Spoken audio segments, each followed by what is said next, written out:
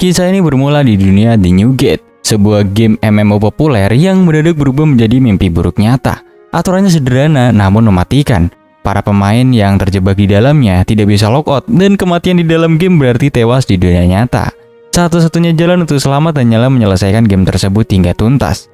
Disinilah kita bertemu dengan karakter utama kita yang bernama Shin, seorang veteran yang bertekad kuat untuk mengakhiri kegilaan ini. Dia berdiri tegak menantang Origin, bos terakhir sang penjaga gerbang, meskipun NPC pendampingnya sudah mewanti-wanti agar berhati-hati. Tanpa ragu, Shin memulai pertarungan sengit itu. Dia sempat berhasil menebas sayap Origin, namun makhluk itu dengan cepat meregenerasi tubuhnya. Menyadari pertarungan panjang akan merugikan, Shin memutuskan untuk mempercepat tempo serangannya. Begitu HP bos itu sekarat dan hendak memulihkan diri lagi, Shin langsung melancarkan serangan pamungkasnya. Dan boom, Origin pun tumbang. Sistem permainan seketika mengumumkan kemenangan Shin, memberinya sederet gelar baru, dan yang terpenting, pintu keluar bagi seluruh pemain akhirnya terbuka. Setelah pertarungan berakhir, Shin membuka gulungan daftar pemain untuk memastikan semua orang perlahan mulai meninggalkan permainan, hingga akhirnya hanya dia yang tersisa. Namun tepat saat dia bersiap untuk pergi, sebuah gerbang misterius tiba-tiba terbuka di hadapannya. Shin tentu aja bingung karena seharusnya bos tadi adalah event terakhir. Belum sempat mencerna situasi, dia kehilangan kesadaran dan terbangun di hamparan padang rumput asing. Segalanya terasa terlalu nyata untuk sekedar simulasi game. Shin segera mengecek jendela statusnya dan menyadari statistiknya melonjak drastis berkat gelar yang dia dapatkan setelah mengalahkan bos. Masalah mulai muncul ketika dia mencoba logout, tetapi opsinya menghilang. Dia juga mencoba mencari pemain lain yang online, namun koneksi jaringannya putus total. Dia pun bertanya-tanya, bagaimana mungkin dia masih bisa bermain tanpa internet? Tidak mau diam aja, Shin menggunakan sebuah item navigasi untuk mencari jalan pulang. Akan tetapi, di tengah perjalanan, dia dikejutkan oleh pemandangan sebuah kota yang sebelumnya tidak pernah ada di peta. Meski begitu, dia mengenali rumahnya sendiri, yaitu Moonshrine atau Suki no Hokura. Di sana, dia melihat seorang gadis yang sedang dalam masalah. Beberapa orang tampak menyeretnya paksa keluar dari pelindung kuil. Situasi menjadi kacau ketika seekor monster tiba-tiba muncul, membuat para penyerang itu lari tunggang langgang. Mengambil kesempatan itu, Shin melompat masuk dan berhasil menyelamatkan gadis tersebut.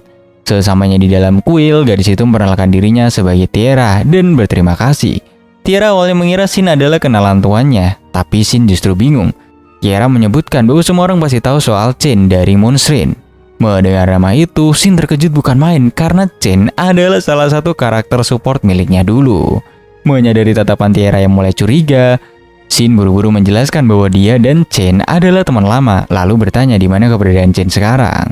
Sayangnya, Tiara menolak memberi informasi kepada orang asing, kecuali jika Shin mau membayar 1000 jewer untuk menyampaikan pesan. Shin pun di sini mengeluarkan sekeping koin gail, menjelaskan bahwa hanya itu uang yang dia miliki. Mata Tiara langsung terbelalak kaget. Dia takjub karena Shin bisa menggunakan kotak item, kemampuan langka yang biasanya hanya dimiliki seorang raja. Dan fakta bahwa satu koin gail nilainya itu setara dengan 10 miliar jewer. Tiara bahkan menduga koin itu barang sihir, padahal bagi Shin saat di dalam game dulu, satu gail hanyalah pecahan uang terkecil. Rasa penasaran Tiara semakin menjadi-jadi tentang siapa sebenarnya sosok di hadapannya ini. Dengan santai, Shin menjelaskan bahwa dia adalah seorang hake human. Mendengar pengakuan itu, Tiara menjelaskan fakta sejarah yang mengejutkan. Hake human hanya ada 6 orang di dunia ini dan mereka semua telah menghilang 500 tahun yang lalu, tepat pada masa senja kemakmuran. Di sini Shin sempat bingung, sementara Tiara heran kenapa dia tahu sejarah besar tersebut. Akhirnya Shin menyadari bahwa menghilangnya orang-orang yang dimaksud Tiara adalah momen logout massal para pemain dulu. Kesimpulannya membuat merinding. Dia telah terlempar 500 tahun ke masa depan setelah gamenya udah tamat. Sebagai tanda terima kasih atas informasi berharga yang membukakan matanya tentang dunia baru ini, Shin memberikan koin gail tersebut kepada Tiara yang menerimanya dengan sangat gembira.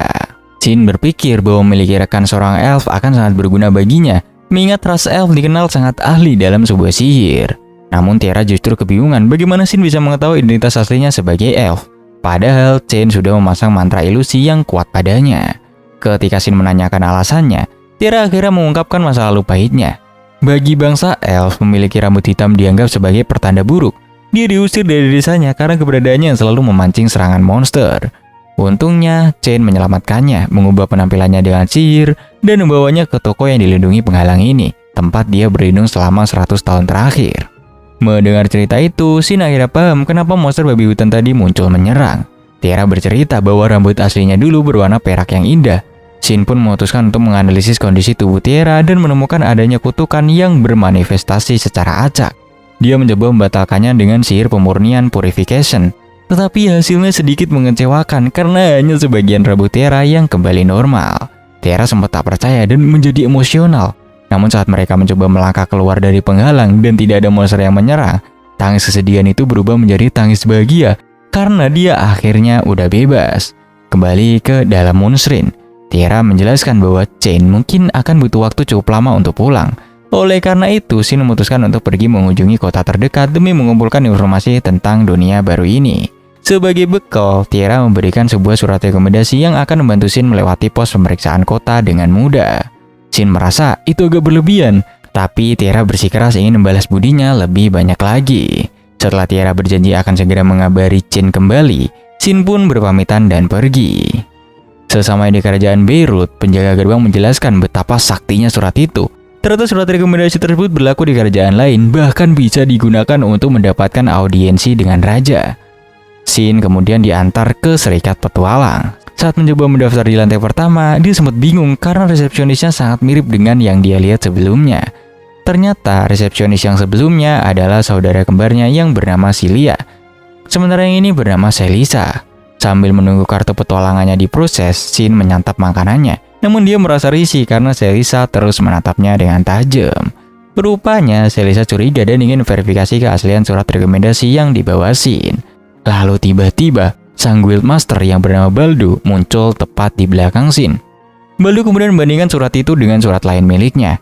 Dan setelah melihat keduanya beresonansi, dia yakin bahwa surat Shin adalah asli. Baldu menjelaskan bahwa surat itu adalah bentuk identifikasi paling terpercaya yang memberikan akses luas, sehingga banyak orang jahat yang mengincarnya. Dia memperingatkan Shin untuk menghancurkannya jika situasi mendesak. Tapi Shin dengan yakin menjawab kalau dia akan menjaganya karena itu adalah amanah dari Tiara.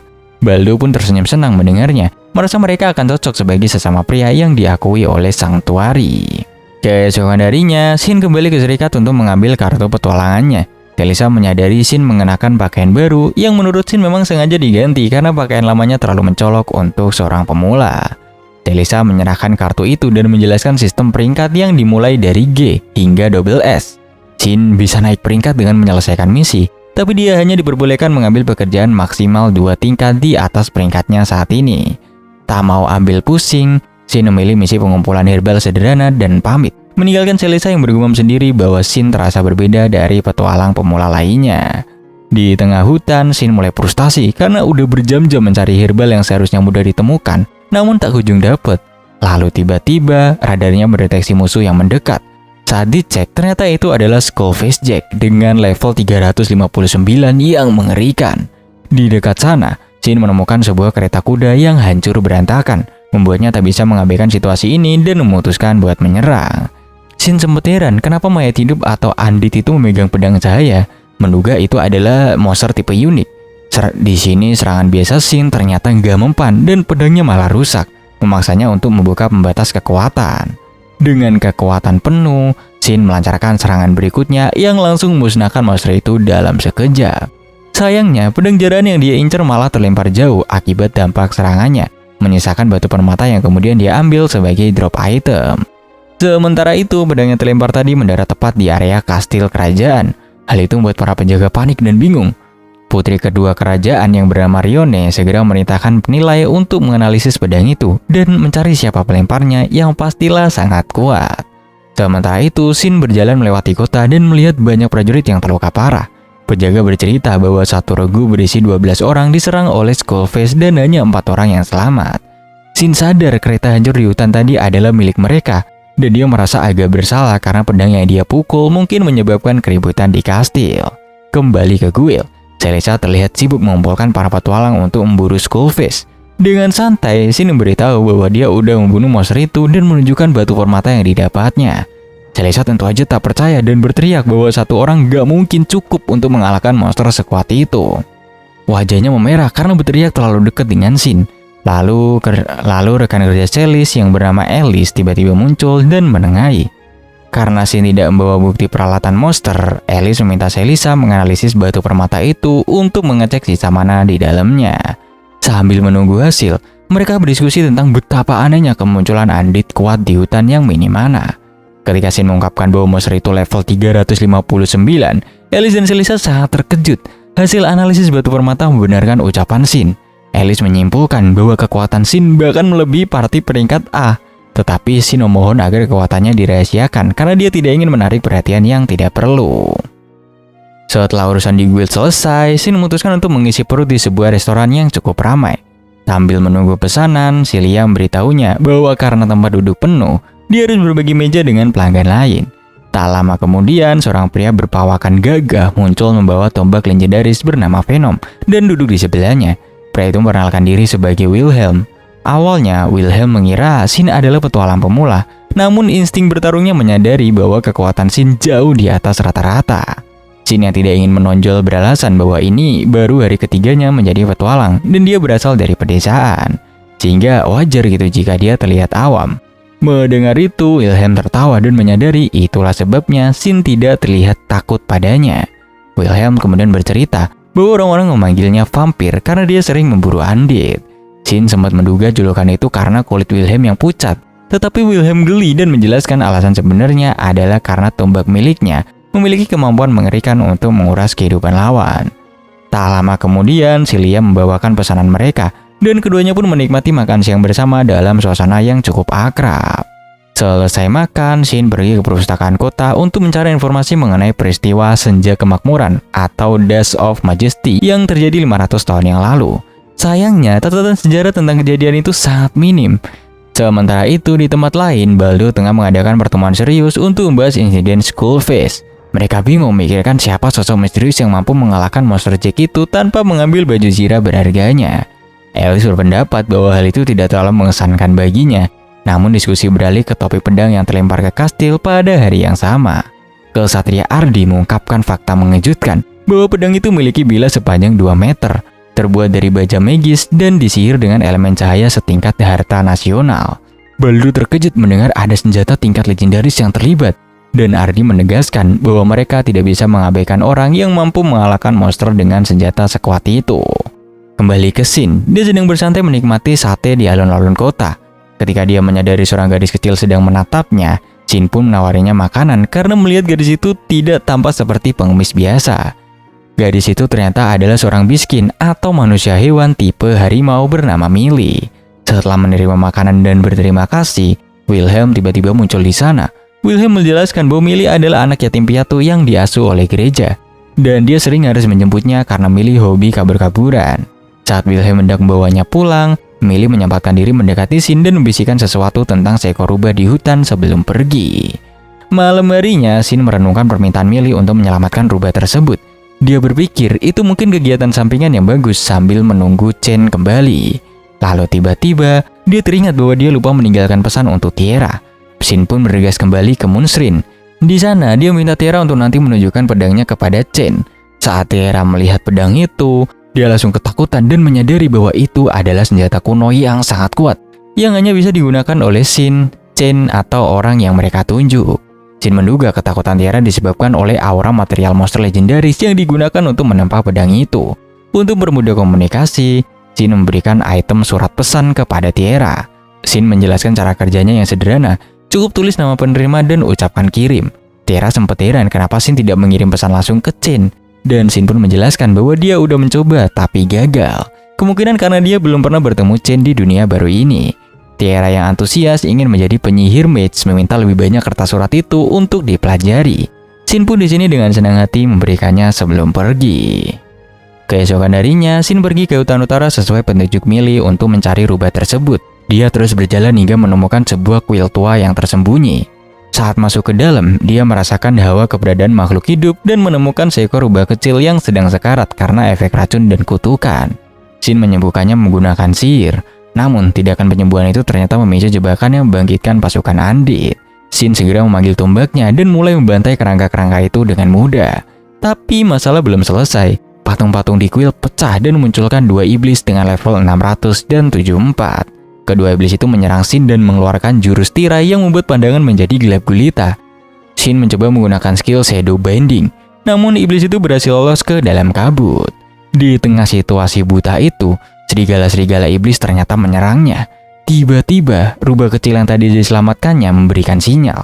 Shin menyadari rubah itu berada di dalam lingkaran sihir yang tidak bisa ditembus oleh kabut. Mengambil kesempatan itu, Shin melompat ke zona aman dan mengeluarkan busur Binding Bow miliknya. Dengan satu serangan telak, dia berhasil melenyapkan para iblis dan serigala itu sekaligus. Kabut pun menghilang. Rubah kecil itu kemudian melompat ke pelukan Shin. Setelah diperiksa, Shin terkejut mengetahui bahwa rubah itu adalah ras elemental, salah satu monster terkuat di dalam game. Namun dia belum pernah melihat versi bayinya. Merasa ada koneksi, Shin menawarkan rubah itu untuk ikut bersamanya, dan rubah itu setuju dengan melompat ke atas kepalanya. Shin menyadari bahwa kecerdasan monster di dunia ini sedikit berbeda dari game. Di sisi lain, Chen akhirnya menerima surat dari Tiara. Dia sangat terkejut mengetahui tuannya telah kembali dan memberikan item magis kepada Tiara. Kembali ke hutan, Shin memutuskan bahwa membawa elemental ke kota akan terlalu menarik perhatian guild. Oleh karena itu, dia menyarankan untuk membuat fakta atau kontrak dengan rubah itu. Shin menjelaskan layaknya seorang tamer. Fakta ini akan menyembunyikan level dan spesies asli monster tersebut. Rubah itu tampak bersemangat, dan setelah fakta terbentuk, simbol kontrak muncul pada keduanya. Shin menamainya sebagai Yujuha, nama yang tampak sangat disukai oleh rubah itu. Tak lama kemudian, Shin menerima pesan balasan dari Tiara yang mengabarkan bahwa dia berhasil menghubungi Chen dan sedang menunggu respon lanjutannya. Dengan hati gembira, Shin kembali ke guild untuk melapor tentang pasukan Andit yang dia basmi dan mencari pekerjaan baru. Matanya tertuju pada sebuah misi tanpa peringkat atau non-rank yang berasal dari panti asuhan dekat gereja. Teringat bahwa Millie tinggal di sana, Shin pun mengambil misi itu. Sesamanya di gereja, dia disambut oleh seorang wanita bernama Tria. Shin mengonfirmasi bahwa dia datang untuk pekerjaan itu dan juga menyebut nama Millie. Tria pun kemudian membawanya ke sebuah ruangan di mana Millie langsung berlari memeluk Shin dengan gembira. Melihat keakraban itu, Tria yakin Shin bukanlah orang jahat. Shin bertanya kepada Millie apakah Yuzuha adalah rubah yang dimaksud, dan Millie membenarkannya sambil berterima kasih. Shin pun memberitahu Yuzuha bahwa penyelamat sebenarnya adalah Millie. Setelah reuni kecil itu, Shin beralih ke Tria untuk membahas detail pekerjaan. Tria menjelaskan bahwa mereka sedang mencari pewaris keterampilan atau skill successor, karena di zaman ini sangat sedikit orang yang memiliki skill khusus itu. Shin menduga mereka butuh penyembuhan atau penawar racun, tapi ternyata Tria mengungkapkan bahwa mereka mencari pengguna sihir pemurnian atau purification. Tria sadar itu skill yang langka, namun dia terkejut melihat reaksi tenang Shin yang menyiratkan bahwa dia bisa melakukannya. Shin menyanggupi permintaan itu, tetapi dengan syarat. Dia ingin tahu tentang asal-usul kekuatan Millie dan minta akses informasi dari gereja untuk mempelajari dunia ini lebih dalam. Awalnya Tria ragu, namun Millie meyakinkan bahwa Shin bisa dipercaya, sehingga Tria pun menyetujui persyaratan tersebut. Tria mulai menjelaskan tentang kekuatan misterius Millie. Ternyata gadis kecil itu memiliki gelar langka bernama Star Reader atau Star Composer, sebuah kemampuan penglihatan masa depan yang akurat dan tak pernah meleset. Shin menyadari betapa kuatnya kemampuan itu dan memperingatkan bahwa banyak orang jahat pasti ingin memanfaatkannya. Namun Tria meyakinkan bahwa dia udah menyuruh semua orang untuk tutup mulut. Tria juga bercerita tentang seorang petualang yang rajin membantu panti asuhan karena dulunya dia juga yatim piatu. Shin langsung menebak bahwa orang itu adalah Wilhelm, mengingat reputasi Wilhelm yang menakutkan justru membuat anak-anak aman dari gangguan orang luar. Meskipun Shin siap mengajarkan skill pemurnian, Tria menjelaskan bahwa bukan dia yang akan mempelajarinya, melainkan cucu mantan pendeta agar kelak dia bisa mewarisi gereja dan menyelamatkan panti asuhan dari ancaman penutupan oleh kandidat pendeta baru yang serakah. Suasana menjadi sedikit hangat ketika Yuzuha bermain riang dengan anak-anak panti, membuat Shin merasa sedikit kesepian karena kehilangan perhatian rubah kecilnya. Namun, Millie mengambil kesempatan itu untuk mendekati Shin, membuat Shin sadar bahwa ini memang rencana Millie agar bisa berduaan dengannya. Tak lama kemudian, seorang biarawati muda yang terlihat sedih muncul dan bertanya, apakah Shin adalah penyelamat mereka. Dia kemudian diperkenalkan oleh Tria sebagai Rasia, cucu mantan pendeta. Rasia terlihat sedikit ceroboh, bahkan sempat menggigit lidahnya sendiri saat perkenalan. Tetapi dia dikenal sebagai pekerja keras. Diskusi mereka pun terpotong oleh kedatangan Wilhelm yang ingin tahu siapa yang mengambil misi panti asuhan. Setelah Millie menenangkan Wilhelm dan meyakinkannya bahwa Shin bisa dipercaya, Shin menjelaskan syarat pelatihan yang berat. Rasia harus mengalahkan 200 undead di atas level 150 sambil memegang bala suci. Wilhelm dan Rasya terkejut, tetapi Shin menenangkan mereka dengan rencana power leveling, yang mana dia akan melemahkan monsternya dan Rasya tinggal melakukan serangan terakhir. Mendengar itu, Wilhelm pun memutuskan untuk bergabung demi mengawasi proses gila ini. Di sela-sela istirahat, Wilhelm mengajak Shin minum dan bertanya dengan serius apakah Shin adalah yang terpilih karena pengetahuannya yang tidak wajar itu. Shin menyangkalnya dengan santai. Shin justru menggoda Wilhelm yang berpura-pura terganggu oleh tangisan anak-anak, padahal sebenarnya dia sangat peduli layaknya pahlawan panti asuhan. Wilhelm yang sangat ketahuan berbohong hanya bisa salah tingkah. Lalu tiba-tiba Shin mendapat notifikasi pesan dari Tiara yang mengabarkan bahwa Chen akan segera kembali. Bersama dengan itu, surat rekomendasi Shin pun muncul, membuat Wilhelm kaget karena dia juga memiliki benda langka yang sama. Hal ini menciptakan rasa solidaritas baru di antara mereka. Keesokan harinya, parti dadakan ini pergi ke dataran hantu. Strateginya berjalan mulus. Shin menahan pergerakan musuh dengan penghalang. Wilhelm mematahkan kaki Andit agar lumpuh, dan Rasya menghabisinya dengan sihir penyembuhan yang berdampak fatal bagi mayat hidup. Mereka terus melakukan ini hingga mencapai area monster tingkat tinggi. Sementara itu, di sisi lain dataran, Putri Rione dan pasukannya sedang kewalahan, meski Rione berhasil mengalahkan satu Skullface Jack. Situasi menjadi kritis hingga akhirnya Chen datang bak Dewi Penyelamat. Dengan kecepatan kilat, Chen menghancurkan inti pasukan Andit dan menyembuhkan para prajurit. Komandan pasukan sadar bahwa kekuatan Chen sangat tidak masuk akal, seolah-olah dia setara dengan legenda High Humans. Kembali ke kelompok Shin, Rasya akhirnya berhasil membunuh Skullface Jack yang udah dilemahkan Wilhelm dan juga Shin. Tubuhnya bersinar keemasan, tanda bahwa dia berhasil mempelajari skill pemurnian. Namun perayaan keberhasilan itu tidak berlangsung lama. Yuzuha tiba-tiba merasakan bahaya besar. Langit berubah gelap, materi magis dan ribuan Andit yang mati tersedot ke satu titik dan membentuk monster raksasa yang jatuh berdebam ke tanah. Itu adalah Skullface Lord level 804. Bencana hidup yang sanggup menghancurkan satu negara sendirian. Kehadiran Skullface Lord membawa keputusan instan. Hanya dengan satu pukulan, monster itu menghancurkan penghalang Shin, membuat Rasya jatuh lemas ketakutan. Saat monster itu meraung dan membangkitkan pasukan Andit baru, Shin membuat keputusan nekat. Dia meminta Wilhelm membawa Rasya lari kembali ke kota, sementara dia akan menahan monster itu sendirian. Wilhelm sempat protes, tapi melihat tatapan serius Shin dan aura yang berubah saat Shin melepas pembatas kekuatannya, Wilhelm di sini mengerti. Shin memberikan sihir penguat fisik atau buff pada Wilhelm untuk membantu pelarian mereka. Lalu dia memanggil pedangnya untuk bersiap tempur. Shin mengamuk menciptakan kawah besar dengan serangannya. Ledakan dahsyat itu menarik perhatian Chen yang berada di kejauhan. Melihat peta, Chen melihat tanda sekutu berwarna biru di tengah kepungan musuh dan segera melompat ke sana. Reuni dinanti pun di sini terjadi. Yuzuha segera memasang penghalang agar mereka punya waktu bicara sejenak. Tanpa mempedulikan situasi perang, Chen langsung menghambur memeluk Shin sambil menangis haru menyambut kepulangan tuanya itu. Karena mana Yuzuha mulai menipis, mereka memutuskan untuk membereskan Skull Lord terlebih dahulu. Kombinasi Shin dan Chen sangat mematikan. Mereka membantai Andit Kroco dengan cepat. Shin kemudian memanggil pedang keduanya yaitu True Moon dan memanfaatkan celah serangan untuk mendaratkan tebasan terakhir yang mematikan. Monster itu tumbang sambil mengutuk, membuat Shin kaget karena monster itu bisa bicara. Setelah pertempuran usai, Shin menjelaskan situasinya, yang mana dia terlempar 500 tahun ke masa depan setelah mengalahkan bos terakhir di game. Chen pun bercerita bahwa setelah Shin menghilang, dunia menjadi kacau dan para karakter pendukung atau support karakter menyebar untuk menjaga kestabilan dunia sambil menunggu tuannya kembali. Shin meminta Chen untuk berhenti memanggilnya tuan atau master karena itu terlalu mencolok, dan dia memintanya untuk memanggil nama saja. Permintaan sederhana itu justru membuat mereka berdua tersipu malu. Mereka di sini berencana kembali ke Moonstream, namun Shin kaget melihat Yuzuha kini memiliki 3 ekor dan bisa berbicara. Itu mungkin efek dari menyerap energi Skull Lord. Shin di sini pun meminta Yuzuha menyembunyikan ekor tambahannya dan tidak berbicara di depan umum agar tidak menarik perhatian. Shin yang gemas melihat interaksi itu mengizinkan Shin memelihara elemental tersebut. Mengingat Wilhelm dan Rasya mungkin khawatir, Shin memutuskan untuk menyusul mereka sebelum mereka sampai di kuil. Di perjalanan pulang, Wilhelm dan Rasya yang sedang berlari panik merasakan sesuatu mendekat dengan cepat. Mereka bersiap bertarung, tapi ternyata itu hanya Shin yang menyusul dengan santai. Hal itu pun membuat Rasya pingsan saking leganya. Di tempat lain, Rione dan pasukannya menemukan sisa pedang Shin yang hancur di jurang. Melihat kualitas bilah pedang dan lambang Falcon di gagangnya, Reone menduga senjata sekuat itu hanya bisa dibuat oleh High Human.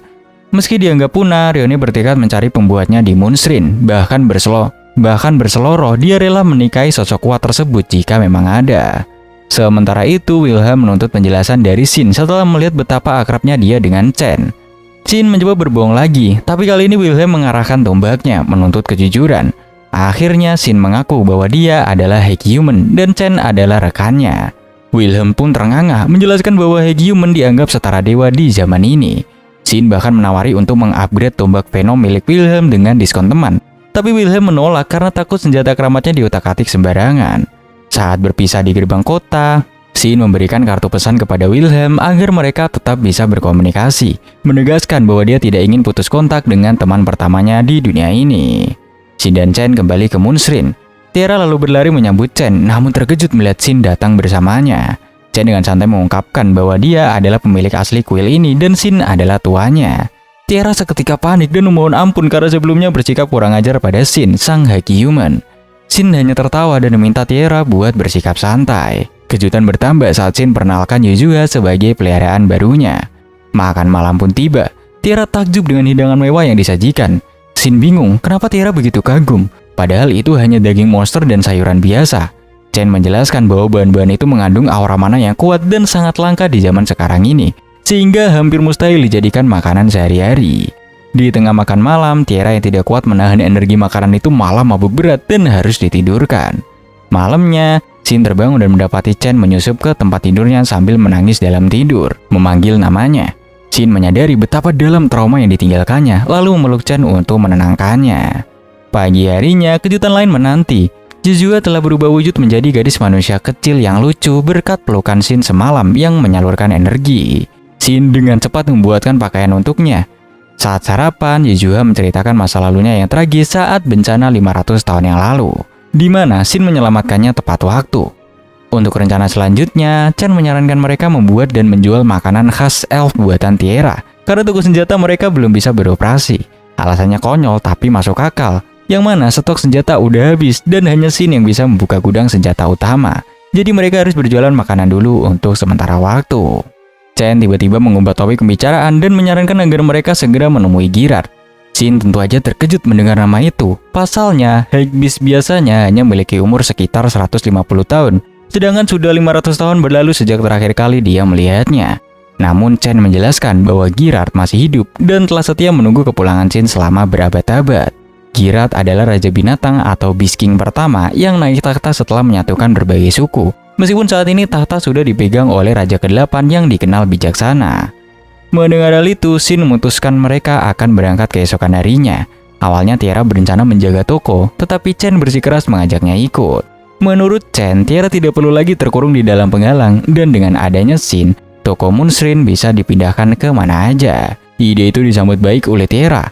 Selanjutnya, Shin mengingatkan bahwa mereka perlu mengumpulkan pembekalan. Sementara Chen pamit sebentar ke kerajaan untuk melaporkan insiden Skull Face Lord sekaligus mengurus logistik. Sambil menunggu, Shin memutuskan mencari pekerjaan atau quest yang mengarah ke kota Varnit untuk menaikkan peringkat petualangannya, sekaligus mengisi ulang stok senjata buatannya. Chen menyarankan agar mereka membentuk party untuk menggunakan fitur obrolan suara, yang ternyata di zaman ini dikenal sebagai sihir telepati. Setelah menambahkan semua anggota ke dalam party dan menyarankan Tiara untuk mendaftar sebagai petualang, Shin mulai sibuk di bengkelnya. Dia memperingatkan Yuzua agar tidak menyentuh barang sembarangan karena banyak item terkutuk. Shin mencoba menempa pedang, tetapi pedang pertamanya malah memiliki kualitas yang terlalu overpower dibandingkan senjata standar dunia ini. Sehingga dia terpaksa menurunkan kualitasnya agar lebih wajar untuk dijual. Setelah persiapan selesai, Tiara muncul dengan pakaian petualang barunya. Shin sempat merasa canggung dengan penampilannya sendiri. Lalu dia bercanda bahwa dia akan membawa belanjaan Tiara sebagai hukuman karena gadis itu terus menatapnya. Di pasar yang padat, Tiara tampak kewalahan. Lantas Shin menggandeng tangannya agar tidak terpisah menuju lokasi guild. Sesamanya di sana, wajah Tiara memerah karena genggaman tangan itu. Kabar baiknya, peringkat Shin telah naik menjadi E berkat verifikasi laporan tentang pasukan Andit. Resepsionis Cilia sempat menggoda Shin, mengira dia dan Tiara sepasang kekasih karena datang sambil bergandengan tangan. Shin berusaha menyangkal, tetapi Cilia hanya tertawa. Kemudian, Shin mencoba menggali informasi tentang Tanah Suci. Namun Cilia menjelaskan bahwa info tersebut dibatasi hanya untuk petualang peringkat C ke atas. Akhirnya, Shin mengambil misi pengawalan kereta menuju titik transit bernama Bayon. Keesokan harinya, tibalah saatnya untuk berangkat. Shin melakukan sesuatu yang mengejutkan. Dia mengubah Moonstone menjadi bentuk portable berupa kalung menggunakan perintah sistem. Tiara terperangah melihat rumah segede itu masuk ke dalam kalung. Shin menjelaskan bahwa itu adalah fitur sanktuari dan meskipun teleportasi dianggap sihir yang hilang di zaman ini, bagi seorang human seperti Shin, membuat kristal teleportasi adalah hal yang mudah. Di sisi lain di istana kerajaan, Raja panik bukan main mendengar kabar Moonstone menghilang. Dia pusing memikirkan teknologi kuno yang tak ternilai itu lenyap begitu aja. Sementara Putri mengingatkan bahwa mereka kekurangan informasi untuk bertindak gegabah. Kembali ke perjalanan, Shin dan rombongannya bergabung dengan konvoi pedagang kurcaci bernama Konak, serta dua petualang lain bernama Gaine dan juga Tsubaki. Di dalam perjalanan yang panjang itu, mereka saling bertukar informasi tentang kelas masing-masing. Gaine adalah samurai kelas A, Tsubaki seorang brawler kelas A, dan Tiara mengaku sebagai alkemis pemula. Shin memperkenalkan diri sebagai samurai yang bisa sedikit sihir, serta memperkenalkan Jizuha sebagai monster kontraknya. Gaine dan Tsubaki cukup kaget karena kelas samurai biasanya identik dengan orang-orang dari Hinomoto, sebuah negara pulau yang terbentuk pasca bencana alam 500 tahun yang lalu. Mereka menganggap unik ada orang luar yang memilih jalur samurai karena butuh latihan berat sebagai kesatria dan berserker sekaligus. Suasana santai itu pecah ketika kereta mendadak berhenti karena dihadang sekelompok bandit. Shin segera menyuruh Jizuha melindungi Konak. Para bandit yang merasa di atas angin mulai memprovokasi, bahkan mengancam akan berbuat tidak senonoh pada Tsubaki. Mendengar ancaman kotor itu, amarah Shin meledak. Dia mengeluarkan aura pembunuh yang begitu pekat dan mengerikan hingga membuat bandit gemetar. Tiara yang menyadari perubahan drastis pada Shin segera memeluknya untuk menenangkannya. Persis seperti dulu yang dilakukan Chen saat Shin masih muda. Berkat itu, Shin kembali tenang. Sementara Tiara tersipu malu menyadari dia bergerak secara naluriah. Pertarungan pun berlangsung singkat. Shin, Gaine, dan Tsubaki membantai para bandit dengan mudah. Shin bahkan membelah pedang bandit menjadi dua dengan tatapan dingin yang mencekam. Setelah insiden itu, mereka pun tiba di Bayon dengan selamat dan berpisah dengan Gaine serta Tsubaki. Karena perjalanan ke Varnit masih jauh, Shin memutuskan membeli kereta kuda sendiri. Dia memodifikasi kereta tersebut agar lebih nyaman, meskipun Tiara khawatir Shin terlalu berlebihan. Masalahnya, mereka butuh kuda yang kuat. Tepat pada waktunya, Chen menghubungi Shin lewat telepati, mengabarkan urusannya udah selesai dan dia akan bawakan monster tunggangan. Malam itu, mereka menginap di penginapan mahal untuk memanjakan diri. Keesokan paginya, Chen datang membawa kejutan besar, yaitu seekor moonwolf raksasa yang merupakan monster tipe unik. Tiara awalnya takut, tapi anehnya serigala bernama Kagero itu sangat manja kepadanya. Ternyata Kagero adalah anak serigala yang pernah diselamatkan Tiara 100 tahun yang lalu setelah ibunya dikalahkan petualang. Mengingat ikatan masa lalu itu, Chen mentransfer kepemilikan Kagero kepada Tiara agar monster kuat itu bisa melindungi Tiara saat Chen tidak ada. Perjalanan pun berlanjut menuju Varnit dengan kereta super nyaman modifikasi Shin yang ditarik serigala raksasa. Tentu aja hal ini menarik banyak perhatian di jalan. Akhirnya mereka pun sampai di hutan dekat Varnit dan disambut oleh dua Haikbeast utusan Girat. Mereka diantar ke sebuah kediaman megah untuk menemui sang legenda. Di sana, Girat yang udah sangat tua menyambut tuannya dengan penuh hormat. Dia memperkenalkan raja saat ini yaitu si Wolfgang dan putrinya yang bernama Chuore. Shin meminta Girat berhenti memanggilnya tuan agar tidak canggung. Mereka pun kemudian bernostalgia tentang masa lalu. Mengingat perang besar melawan ribuan monster di mana Girat dan Shin saling bertarung punggung-punggung. Girat menyadari bahwa dunia telah damai dan Chen sengaja membawa Shin agar dia mengetahui kebenarannya. Girat kemudian mengungkapkan hal yang menyedihkan, yang mana hidupnya gak akan lama lagi, mungkin hanya tinggal beberapa bulan. Dia merasa Tuhan telah mengabulkan doa terakhirnya dengan memulangkan Shin. Oleh karena itu, dengan sisa tenaganya, Girat menentang Shin untuk berduel 1 lawan 1. Dia ingin mati dalam pertarungan melawan prajurit terkuat yang pernah dia kenal. Itu akan menjadi sebuah kematian terhormat bagi seorang pejuang. Shin menerima tantangan itu dengan berat hati namun penuh hormat. Malam harinya, Girat mengumumkan kepada teman-temannya bahwa dia telah menemukan tempat peristirahatan terakhirnya dan akan berduel seminggu lagi. Meski Chuore sedih, para sahabat Girat mengerti bahwa inilah keinginan terbesar sang raja binatang di akhir hayatnya. Cerita beralih ke Shin yang tanpa sedang melamun memikirkan nasib sahabat lamanya, yaitu si Girat. Melihat tuanya gelisah, Jizuha bertanya apakah ada sesuatu yang mengganggunya. Namun Shin hanya tersenyum tipis dan menjawab bahwa dia baik-baik aja. Sementara itu di sisi lain, Girat sedang merenungkan momen saat Shin menghilang 500 tahun yang lalu. Dia mengaku sempat dipenuhi penyesalan mendalam karena mengira keinginan terbesarnya gak akan pernah terwujud. Oleh karena itu, kembalinya Shin baginya adalah sebuah anugerah, karena akhirnya dia bisa menjemput kematian yang selalu dia impikan lewat sebuah pertarungan terhormat. Beberapa hari berlalu, Shin memeriksa peralatan tempur milik Girat dan menyadari kondisinya sudah sangat memprihatinkan. Tanpa pikir panjang, dia memutuskan untuk memperbaiki semua gear tersebut agar Girat bisa bertarung tanpa menahan diri. Saat Shin menyerahkan peralatan yang udah diperbarui itu, Girat mengucapkan terima kasih yang tulus. Menyadari waktu duel tinggal menunggu hari esok, Girat memberanikan diri bertanya satu hal sensitif. Apakah Shin akan meninggalkan Chen demi kembali ke dunia asalnya? Dengan berat hati, Shin membenarkan hal itu. Dia menjelaskan bahwa dia memang berjuang untuk pulang, tetapi dia ingin memastikan semua orang bahagia sebelum dia benar-benar pergi. Keesokan harinya, rombongan berangkat menuju hutan yang telah disepakati. Wajah Girat tanpa berseri-seri menganggap ini adalah hari terbaik dalam hidupnya. Penonton lainnya memutuskan untuk menyaksikan duel dari tempat yang aman di ketinggian. Sementara Chen berjanji akan memasang barrier atau penghalang super kuat untuk melindungi mereka dari dampak ledakan energi. Sebelum pertarungan dimulai, Girat memberikan pesan terakhirnya. Dia minta Wolfgang untuk menjaga bangsa dan menjadi raja yang bijaksana. Wolfgang dengan mata berkaca-kaca berjanji akan memegang teguh ajaran gurunya itu. Core juga berjanji akan menjadi lebih kuat agar bisa menjadi prajurit yang membanggakan. Orang kepercayaan Girat menyadari bahwa sang raja binatang belum pernah terlihat sebahagia ini sebelumnya. Duel pun dimulai. Shin dan Girat langsung saling hantam hingga memicu ledakan dahsyat yang menghancurkan area sekitar. Teman-teman mereka terengah-engah kagum melihat Girat mampu mengimbangi kecepatan Shin. Mereka sadar bahwa Girat jauh lebih kuat dari dugaan karena bisa menandingi seorang High Human. Namun Chen berkomentar bahwa itu belum seberapa karena mereka berdua belum mengeluarkan kekuatan penuh.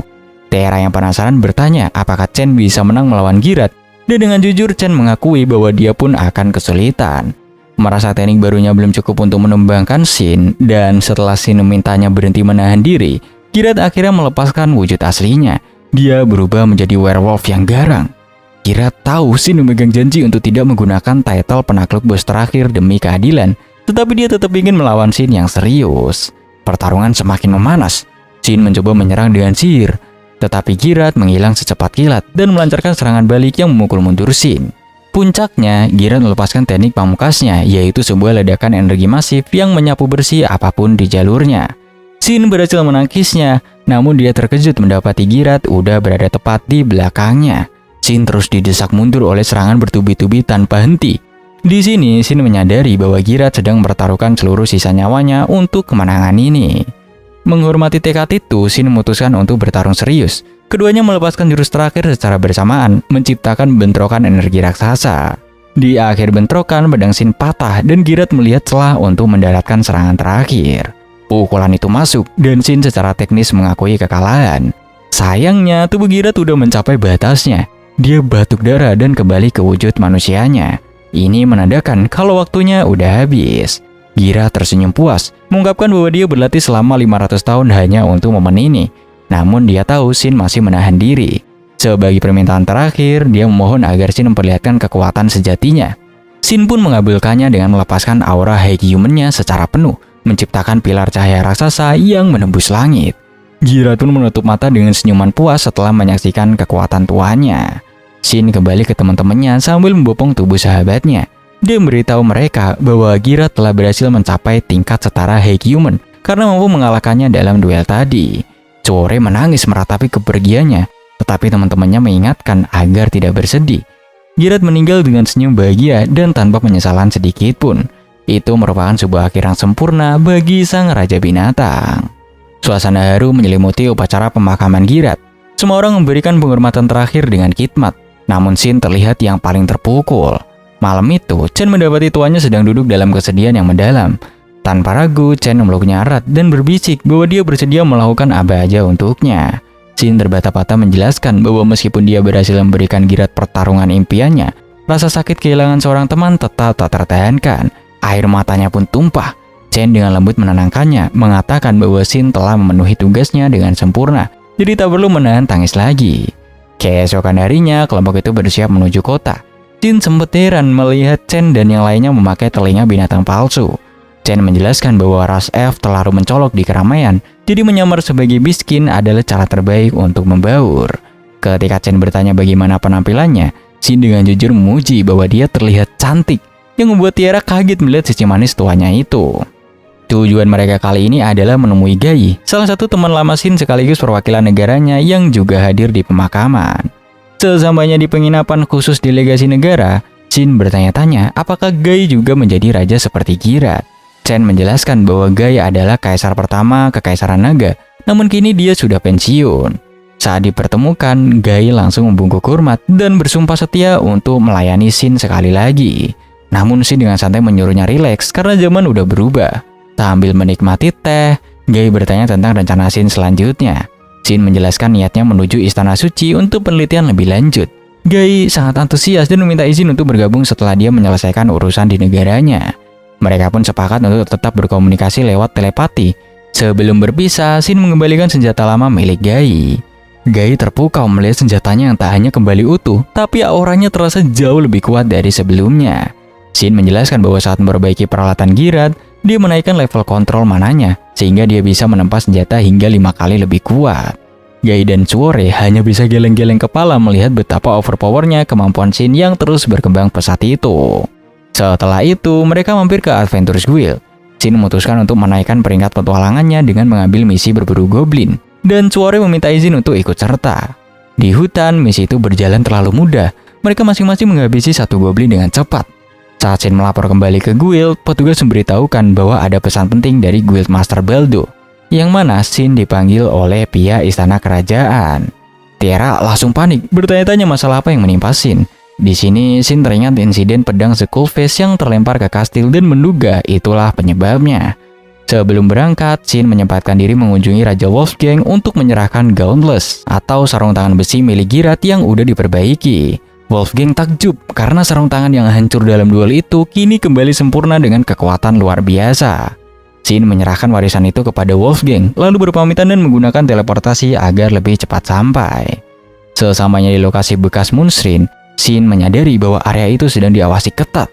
Chen menduga kerajaan berharap kue legendaris itu muncul kembali, namun dia lebih khawatir Shin akan menghilang lagi. Di guild, Shin bertemu dengan Baldo yang perkenalkan seorang penyihir bernama Arot, penilai permata kepercayaan guild. Arot langsung menembak pertanyaan tentang pedang misterius yang jatuh di kamar putri. Shin pura-pura kaget, tetapi Arot menjelaskan bahwa sisa mana pada pedang itu cocok dengan permata Skullface yang pernah dijual Shin. Untungnya, Baldo menenangkan Shin bahwa surat rekomendasi Moonshrine melindunginya dari tuduhan kriminal. Tetapi putri kedua Rione secara spesifik ingin bertemu dengannya. Malam harinya, Shin berdiskusi dengan Chen dan yang lainnya. Chen menduga kerajaan ingin merekrut Shin atau bahkan menjodohkannya dengan bangsawan. Chen dengan setengah bercanda menyarankan agar Shin pura-pura sudah bertunangan dengannya atau Tiara. Jujua dengan polosnya juga mengajukan diri jadi tunangan. Hal itu pun membuat Shin panik karena Jujua masih terlihat seperti anak kecil. Keesokan paginya, Shin pun dikawal oleh Gados menuju kastil. Shin sempat mengintip status Gados yang berlevel 188 dan menduga dia adalah kesatria terkuat di kerajaan itu. Di kamar putri, Shin akhirnya bertemu dengan Rione. Rione langsung menanyakan tentang pedang Skullface. Shin kembali berakting, mengatakan bahwa monster itu sangat kuat hingga mematahkan senjatanya. Rione menatapnya tajam, menyebutkan bahwa dia memiliki skill intuisi yang mengatakan kalau Shin menyembunyikan kekuatan aslinya. Tanpa basa-basi, Rione pun menantang Shin berduel. Gados tentu aja protes keras, tetapi Rione bersikeras ingin menguji kemampuan Shin. Dia kemudian membawa Shin ke ruang teleportasi kuno yang terhubung ke arena latihan rahasia bagi para yang terpilih. Shin cukup terkesan karena teleportasi dianggap sihir yang hilang, namun fasilitas ini masih berfungsi selama ratusan tahun. Di arena, Rione menyuruh Shin mengambil senjata. Shin memilih pedang standar, sementara Rione mengambil pedang besar 2 tangan. Namun si Rione ini dapat mengayunkannya dengan enteng menggunakan 1 tangan aja. Pertarungan pun di sini dimulai. Rione bertarung dengan agresif, bahkan mencoba menendang Shin di tengah adu pedang. Shin menyadari sang putri sangat terampil, jadi dia menyesuaikan statusnya agar pertarungan terlihat seimbang. Rione yang percaya diri dengan kekuatan fisiknya terus mendesak, bahkan menggunakan teknik penghancur tanah yang dahsyat. Shin berhasil menghindar. Hal itu pun membuat Rione makin kagum karena serangan itu harusnya mematikan. Menyadari pedang latihannya sudah retak dan tak kuat lagi, Shin menyarankan untuk mengakhiri duel. Gados pun di sini menengahi dan menghentikan pertarungan. Rione yang kini yakin dengan kemampuan Shin mengajaknya bergabung melayani kerajaan. Shin menolak dengan sopan, menegaskan bahwa dia lebih suka kebebasan hidup sebagai petualang. Rione menghormati keputusan itu, lalu mengalihkan pembicaraan ke topik pedang yang jatuh di kamarnya. Dia menjelaskan ada tradisi kuno di mana seorang pria yang mempersembahkan pedangnya berarti melamar sang wanita. Shin buru-buru meluruskan kesalahpahaman itu, menjelaskan bahwa itu murni kecelakaan dan bukan sebuah lamaran. Di sini Gados memperingatkan bahwa musuh politik bisa memelintir insiden ini untuk menangkap Shin, tetapi Rione punya solusi cerdas. Dia akan menganggap pedang itu sebagai upeti resmi agar Shin bebas dari gangguan. Sebagai gantinya, Rione ingin membeli pedang itu. Shin di sini menolak uang dan justru dia meminta akses ke perpustakaan magis kerajaan. Rione langsung setuju karena bagi Shin informasi jauh lebih berharga daripada emas. Shin dan Rione kembali ke ruang teleportasi di istana, namun mereka dikejutkan oleh pemandangan para penjaga yang udah tergeletak pingsan. Di sana berdiri Kardinal Gerard, tetapi ada yang aneh dengan tatapannya. Shin segera menyadari bahwa pendeta itu sedang dikendalikan oleh seseorang. Gados berusaha menghentikannya. Akan tetapi sebelum dia bisa berbuat banyak, Shin dan Rione tiba-tiba menghilang dari tempat itu. Seketika pemandangan pun berubah. Mereka kini berdiri di tengah reruntuhan kota kuno. Rione mengenali tempat itu sebagai tanah suci dan dia bertanya-tanya mengapa Gerard bisa kehilangan akal sehatnya seperti itu. Awalnya mereka berniat segera kembali ke istana. Sayangnya, Rione mengungkapkan bahwa dia tidak bisa menggunakan sihir telepati karena dia tidak sedang tergabung dalam partai manapun. Oleh karena itu, Shin memutuskan untuk menghubungi Chen. Shin di sini menjelaskan situasinya kepada Chen, memberitahukan bahwa seseorang sedang mengendalikan pikiran Gerard. Mereka sadar bahwa sihir pengendalian pikiran adalah hal yang tabu, sehingga pelakunya pasti bukan orang sembarangan. Shin juga menyebutkan bahwa dia enggan menggunakan sihir teleportasi jarak jauh karena tidak ingin menarik perhatian musuh. Jadi dia meminta Chen untuk membereskan masalah di istana dan menemui mereka nanti di kota terdekat bernama Falmer. Sementara itu, Chen memberitahu Tiara bahwa dia memiliki urusan mendesak dan memintanya untuk ikut menyusup ke istana. Di tengah perjalanan, Chen mengungkapkan kecurigaannya bahwa ada iblis yang terlibat. Tiara tahu bahwa iblis adalah monster yang lahir dari miasma pekat. Chen di sini menjelaskan lebih lanjut bahwa iblis memiliki kemampuan menyamar dan diberi peringkat sesuai kekuatan, dengan tipe humanoid yang berada di puncak rantai makanan. Mengingat sulitnya melakukan sihir pengendalian pikiran, Chen menduga mereka sedang berhadapan dengan iblis kelas Kon yang setidaknya berlevel 300. Tiara sempat gentar karena levelnya jauh di bawah itu, tetapi Chen menenangkannya dengan berkata bahwa Tiara tidak perlu bertarung. Menggunakan mantra penyembunyiannya, mereka berdua menjadi tak terlihat dan melompati tembok istana untuk mencari napas masuk. Mereka melewati penjaga tanpa terdeteksi dan langsung menuju penjara bawah tanah, tempat Chen menduga iblis itu berada. Chen menggunakan sihir tidurnya untuk melumpuhkan penjaga penjara, mengambil kunci, dan membuka sel Gerard.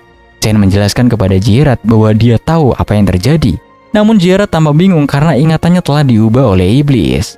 Saat Chen hendak mematahkan sihir itu, tiba-tiba dia diserang. Chen menangkis serangan itu dengan mudah dan muncullah sosok iblis bernama Mil. Chen menganalisis iblis itu, tetapi Mil dengan angkuh menyuruhnya minggir dan mencoba membunuh Gerard. Dengan gerakan kilat, Chen pun menggagalkan upaya itu dan mengalahkan Mil dengan begitu mudah. Mil bertanya, mengapa Chen melindungi manusia? Dan Chen menjawab bahwa dia harus menyingkirkan siapapun yang mengganggu demi Shin. Menyadari Chen melayani Hake Human, Mil mencoba menghasutnya dengan mengatakan bahwa zaman manusia akan berakhir dan tuanya tidak akan pernah kembali. Mendengar itu, amarah Chen meledak. Dia menegaskan bahwa iblis itu tidak tahu apa-apa. Lalu dengan serius dia pun membunuh Mil dalam sekejap mata. Setelah urusan selesai, Chen menemui Raja dan melaporkan bahwa insiden ini didalangi oleh iblis. Raja tentu aja khawatir, tapi dia juga lega mendengar kabar bahwa Rione dan Shin udah aman. Gerard di sini meminta maaf atas kekacauan yang terjadi, dan Raja dengan bijak memaafkannya karena tahu itu di luar kendalinya. Demi mencegah kepanikan publik, Raja memutuskan untuk merahasiakan insiden ini. Kemudian Chen pun pamit mengajak Tiara untuk segera berangkat menuju Falmer menyusul Shin. Kembali ke sisi Shin, Rione menjelaskan bahwa Tanah Suci adalah kota-kota yang runtuh selama peristiwa sejak kemakmuran, dan tempat ini jadi dipenuhi oleh monster kuat. Rione juga menunjukkan bahwa dia membawa pedang Skullface yang jatuh ke kamarnya. Lalu dia bertanya tentang senjata Shin. Shin mengelak dengan halus, berniat tetap menyembunyikan kekuatan aslinya karena takut Rione tidak akan membiarkannya pergi jika tahu betapa overpowernya dia. Rione bercerita bahwa pasukannya pernah menemukan pintu kecil di gerbang selatan yang berisi perangkat untuk membuka akses keluar. Shin mencoba melompati tembok, namun dia terus diteleportasi kembali ke titik awal.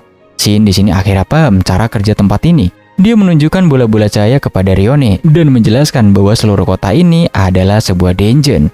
Jadi, mereka harus mengikuti bola cahaya itu untuk menemukan jalan keluar. Saat mereka menyentuh bola cahaya, mereka berpindah ke lokasi berikutnya.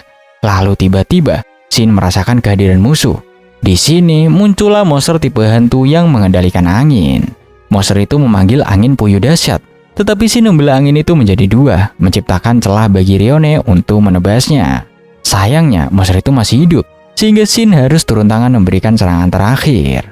Rione kembali curiga dengan pedang Shin, namun Shin beralasan kalau itu hanyalah item langka yang jadi senjata rahasianya. Semakin dalam mereka menjelajahi dungeon, mereka dihadang oleh slime raksasa. Rione yang mengira monster itu lemah langsung menyerang. Akibatnya, dia malah tertangkap. Shin segera menggunakan skillnya untuk menyelamatkan sang putri. Shin menjelaskan bahwa slime kebal terhadap serangan fisik biasa.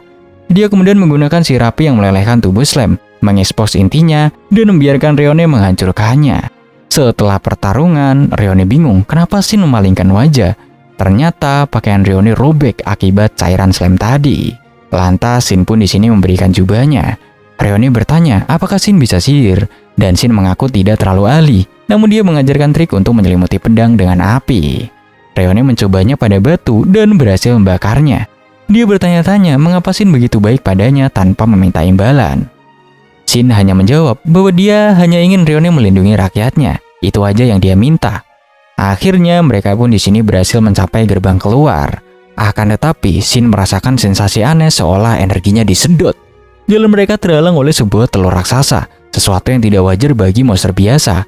Dari telur itu menetaslah seekor griffin yang terbuat dari es. Menyadari napas monster itu bisa membukukan apa aja, Shin melompat menjauh membawa Rione. Shin menyusun rencana. Dia akan mengalihkan perhatian Griffin, sementara Rione mencari perangkat membuka gerbang. Shin menduga Griffin itu terbuat dari sihir dan bergenerasi terus-menerus. Jadi satu-satunya cara mengalahkannya adalah dengan menonaktifkan mekanisme dungeon lewat gerbang itu. Shin melepas pembatas kekuatannya karena sadar musuh kali ini tidak bisa diremehkan. Dia menebas kepala Griffin, tetapi monster itu beregenerasi kembali dengan cepat. Sementara Shin menahan monster itu, Rione akhirnya menemukan perangkat yang dicari. Shin menyadari Griffin itu tidak akan mati meski dibunuh berkali-kali. Dia berniat menyegelnya. Namun matanya menangkap sebuah bola putih misterius di tubuh monster itu yang memberikan perasaan aneh. Shin mencoba menghancurkannya, tapi gagal karena bola itu menyerap serangan. Lalu tiba-tiba, tubuh Shin bersinar. Perasaan aneh itu menghilang dan dia melancarkan serangan telak. Kali ini, Griffin berhenti beregenerasi. Monster itu mencoba membekukan Shin, tetapi Shin menerobos maju dengan sihir api dan meledakkan monster itu hingga hancur berkeping-keping. Setelah berhasil keluar dari dungeon, Shin memberitahu Rione bahwa mereka akan menuju Falmer untuk bertemu teman-temannya. Malam itu, mereka mendirikan kemah. Saat beristirahat, Rione mencoba menggoda Shin, namun Shin menolaknya dengan sopan. Rione akhirnya jujur bahwa dia tidak benar-benar ingin merayunya, melainkan dia merasa nyaman berbicara dengan Shin, karena Shin memperlakukannya sebagai manusia biasa, bukan sebagai putri raja yang kesepian. Shin dengan lembut berkata kalau dia bersedia menjadi teman bicaranya kapan aja. Di keesokan paginya, Shin terbangun dengan perasaan tidak enak. Dia melihat pasukan monster dalam jumlah masif sedang bergerak menuju Falmer. Rione menyebut fenomena ini sebagai banjir monster. Dia menjelaskan bahwa Falmer sudah biasa menghadapinya, tetapi itu selalu memakan korban jiwa. Jadi dia tidak ingin ada orang mati. Tidak ingin ada orang mati, Shin memutuskan untuk membantu melindungi kota ini. Sesamanya di Falmer, Shin melapor ke guild, sementara Rione menemui tuan tanah setempat untuk mengumpulkan prajurit. Guild Master bernama Lek awalnya skeptis mendengar laporan Shin tentang flood yang akan tiba dalam beberapa hari. Namun setelah melihat surat rekomendasi Shin dan mengetahui Rione terlibat, Lek langsung percaya dan segera mengumumkan keadaan darurat. Shin menegaskan dia akan ikut bertempur yang disambut gembira oleh si Lek. Setelah itu, Shin melihat sebuah toko bernama Maulen yang terasa familiar. Dia memberitahu Chen lewat telepati, tapi Chen tidak mengenalnya.